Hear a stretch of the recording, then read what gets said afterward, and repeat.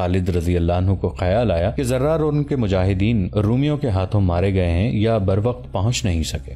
رومی جب قریب آئے تو ایک نے خود زرہ اور قمیض اتار کر پھینک دی اور اللہ اکبر کا نعرہ لگایا۔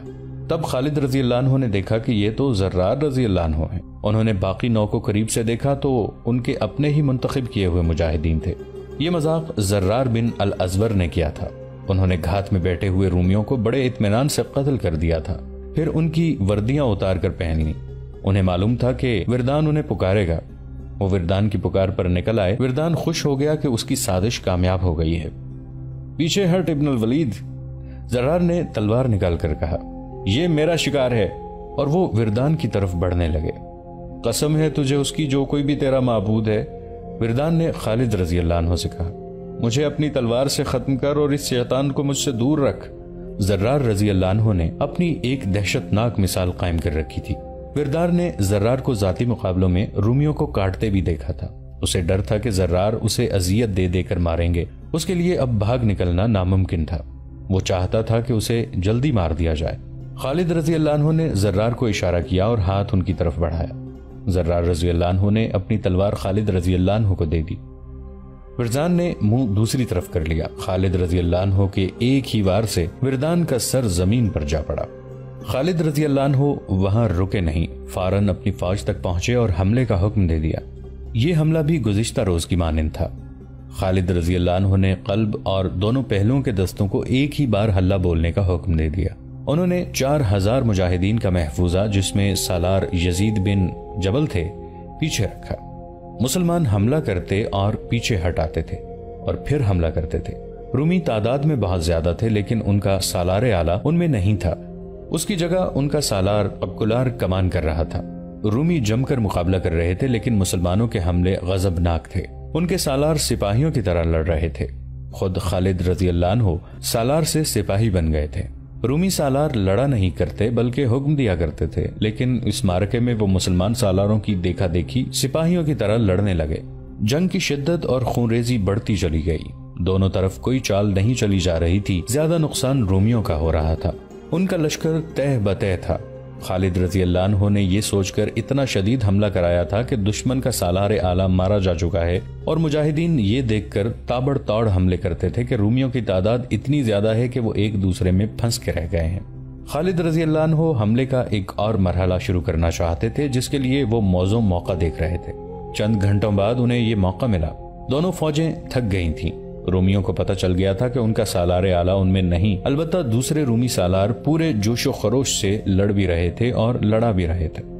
خالد رضی اللہ عنہ نے 4000 نفری کے محفوظہ کو، جس کے سالار یزید بن جبل تھے، دشمن کے قلب پر حملے کا حکم دیا۔ یہ 4000 مجاہدین تازہ دم تھے اور لڑائی میں شریک ہونے کے لیے یہ اتنے بے تاب کے نعرے لگاتے اور بے قابو ہوئے جاتے تھے۔ حکم ملتے ہی وہ رکے ہوئے سیلاب کی طرح گئے اور اتنا شدید حملہ کیا کہ رومیوں کی صفوں کے دور اندر تک چلے گئے۔ مجاہدین کے سالار رومیوں کے سالار قبقلار کو ڈھونڈ رہے تھے۔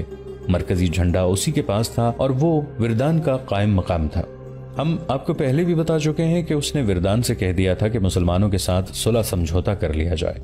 اس کی دوربین نگاہوں نے دیکھ لیا تھا کہ مسلمان رومیوں پر غالب آ جائیں گے۔ وردان نے اسے ڈانٹ دیا تھا۔ مورخ طبری اور ابو سعید نے لکھا ہے کہ مجاہدین کو قبقلار مل گیا۔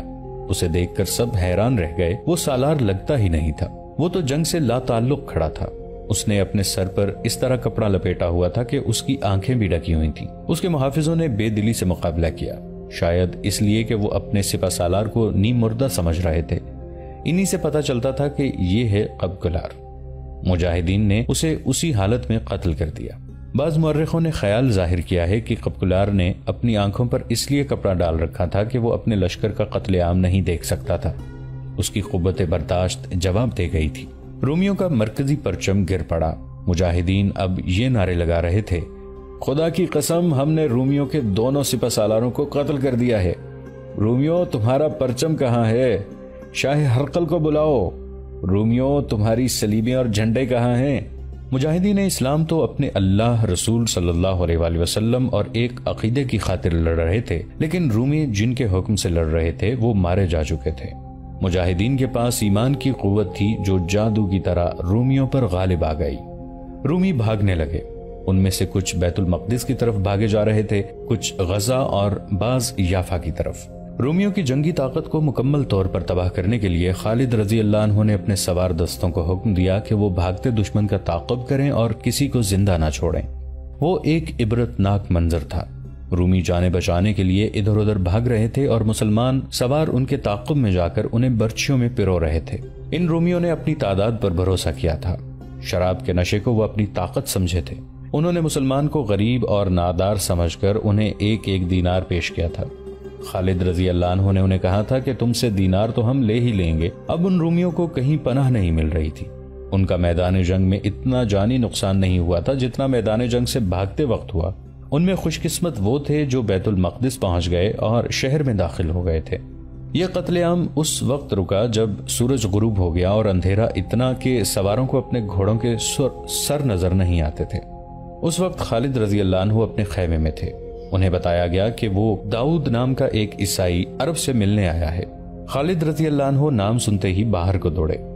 خدا کی قسم داؤد، خالد رضی اللہ عنہ اسے گلے لگا کر بولے، تو نے صرف میری جان نہیں بچائی، تو نے میری فتح آسان کر دی ہے۔ کوئی بھی انعام کافی نہیں ہو سکتا جو میں تجھے دوں۔ کہاں ہیں تیرے بیوی بچے؟ کسی نے ان پر ہاتھ تو نہیں ڈالا؟ نہیں ابن الولید، داؤد نے کہا، میں کوئی انعام لینے نہیں آیا، مجھے انعام مل چکا ہے۔ دیکھیں میں زندہ ہوں اور میرا سارا خاندان زندہ ہے۔ اب ایک انعام مجھے یہ دیں کہ یہ راز تیرے سینے میں رہے کہ میں نے تیری کچھ مدد کی تھی۔ روم کی شہنشاہی زندہ ہے، ابھی تو اس شہنشاہی میں داخل ہوا ہے، تیرا راز قیصر روم تک نہیں پہنچے گا۔ خالد رضی اللہ عنہ نے کہا، اور خدا کی قسم تو مال غنیمت کے حصے کا حقدار ہے، میں تجھے حصہ دوں گا اور جو تو مانگے گا دوں گا۔ چند روز بعد مدینہ میں عید جیسی خوشیاں منائی جا رہی تھیں۔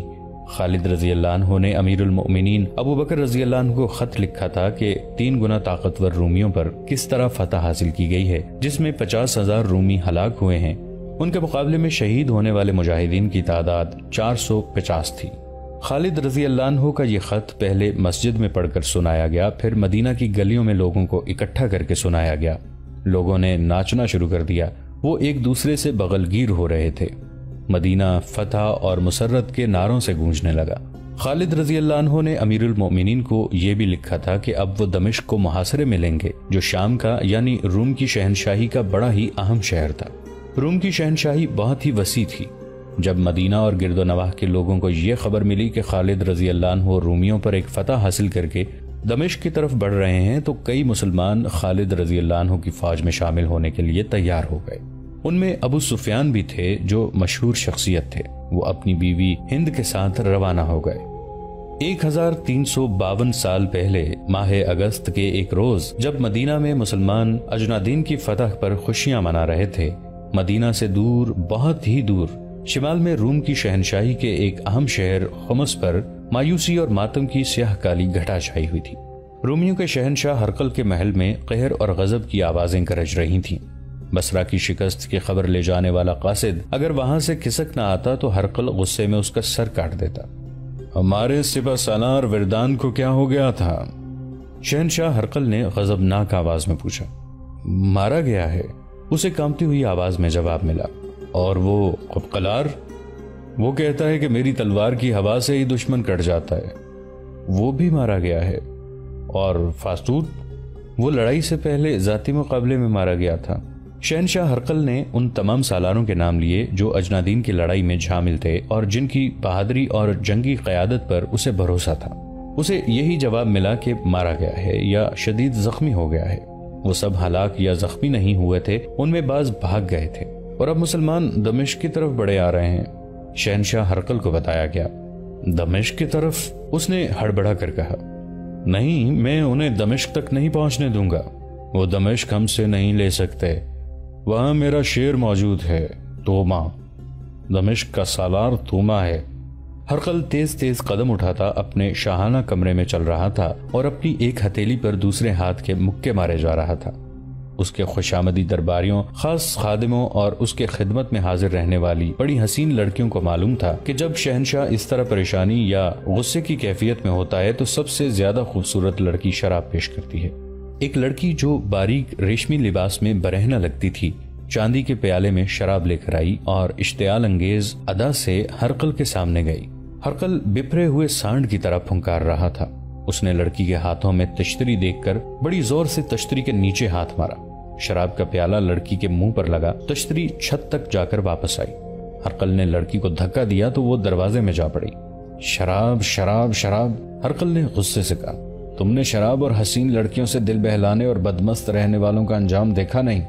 تم دیکھ نہیں رہے وہ سلطنت روم کو ذلت اور رسوائی میں پھینک رہے ہیں، اور جنہوں نے ہمیں شکست دی ہے انہوں نے اپنے اوپر شراب حرام کر رکھی ہے۔ اس نے حکم دیا، گھوڑا تیار کرو، میں انطاکیہ جا رہا ہوں، اور میں اس وقت وہاں سے واپس آؤں گا جب میں آخری مسلمان کی بھی لاش دیکھ لوں۔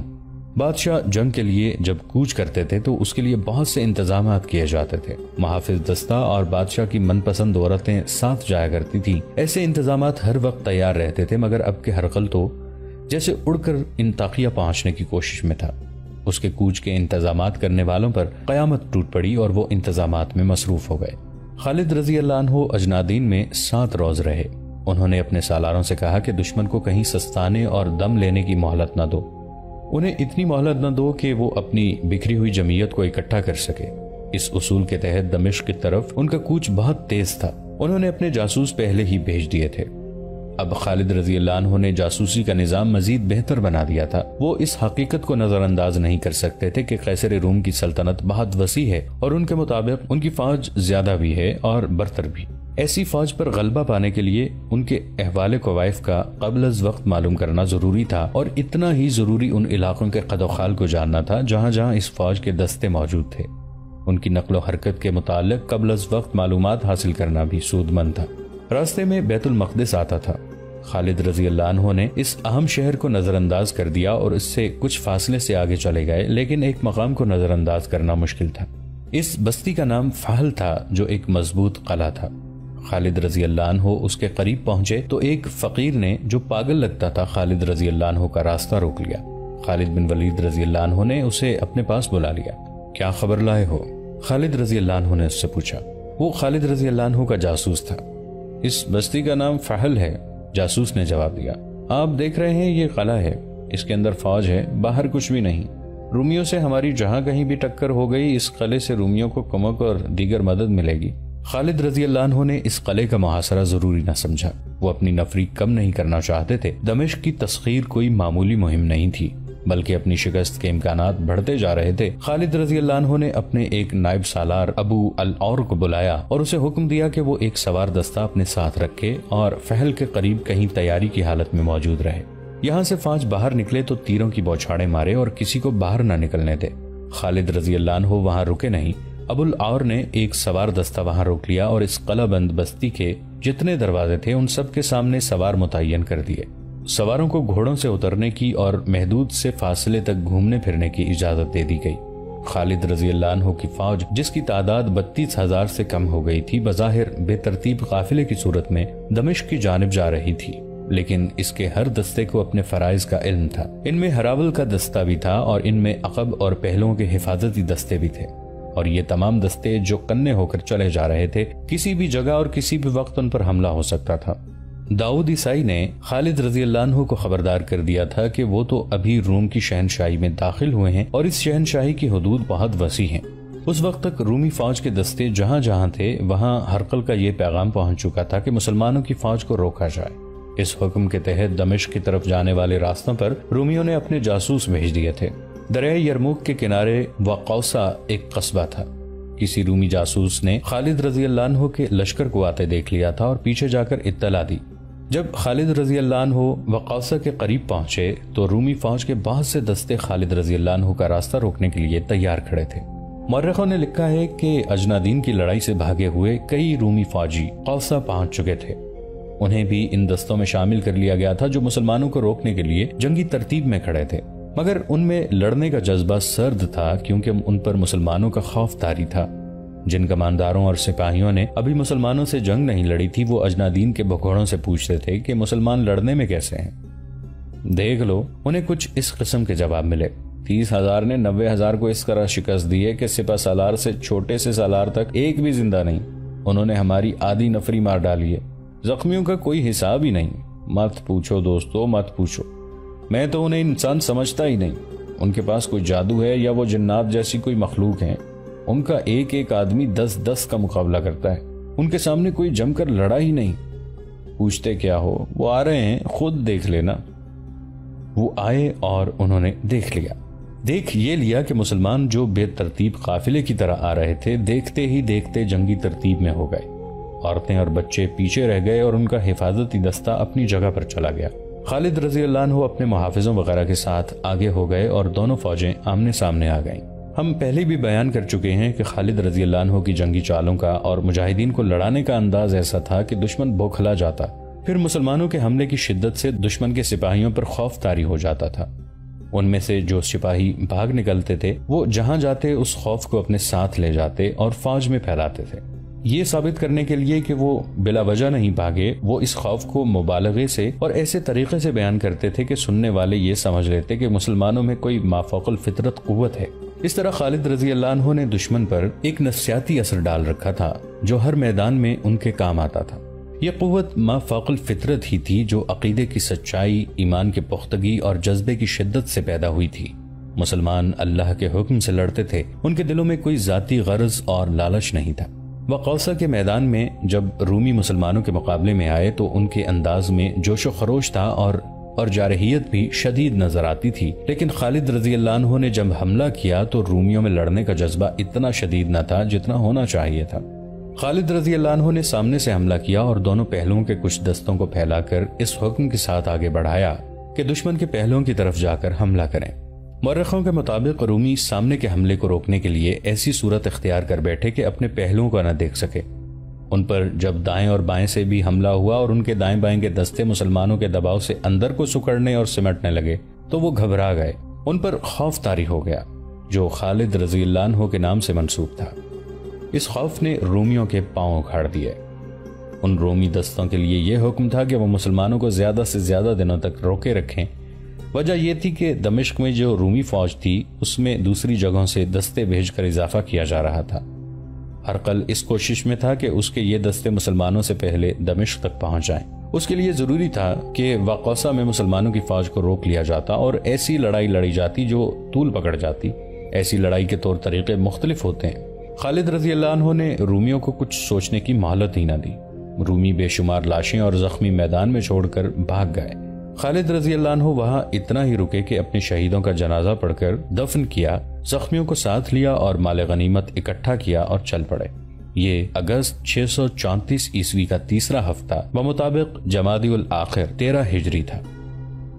شہنشاہ ہرقل انطاکیہ جا پہنچا اور وہاں اپنا ہیڈ کوارٹر بنا لیا. خمس سے انطاکیہ کو روانہ ہونے سے پہلے اس نے دمشق کی رومی فوج کے سالاروں توما, ہربیس اور عزازیز کو پیغام بھیج دیا تھا کہ وہ فوراً انطاکیہ پہنچیں. ہرقل کے پہنچتے ہی تینوں سالار انطاکیہ پہنچ گئے. کیا تم نے سن لیا ہے کہ تمہارے سالار وردان اور قبقلار بھی مارے جا چکے ہیں؟ شہنشاہ ہرقل نے ان سے پوچھا. کیا تم بھی قیصر روم کی عظمت کو ذہن سے اتار دو گے؟ کیا تمہاری نظروں میں بھی صلیب کا تقدس ختم ہو چکا ہے؟ مسلمان ابھی ہمارے سامنے تو نہیں آئے.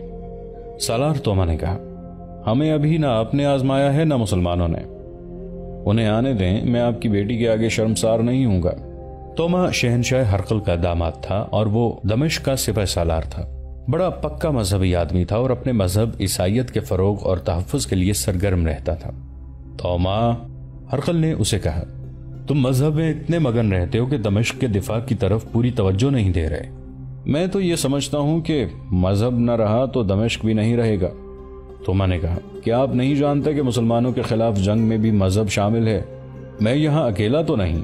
جنگی معاملے سالار ہربیس کے پاس ہیں اور سالار عزازیز بھی میرے ساتھ ہیں. کیا عزازیز فارسیوں کو اور پھر ترکوں کو کئی لڑائیوں میں شکستیں نہیں دے چکا ہے؟ مجھے جتنا بھروسہ عزازیز پر ہے اتنا تم دونوں پر نہیں. ہرقل نے کہا, عزازیز تجربہ کار سالار ہے. تم دونوں کو ابھی ثابت کرنا ہے کہ تم عزازیز کے ہم پلہ ہو. عزازیز رومیوں کا بڑا ہی قابل اور دلیر سالار تھا.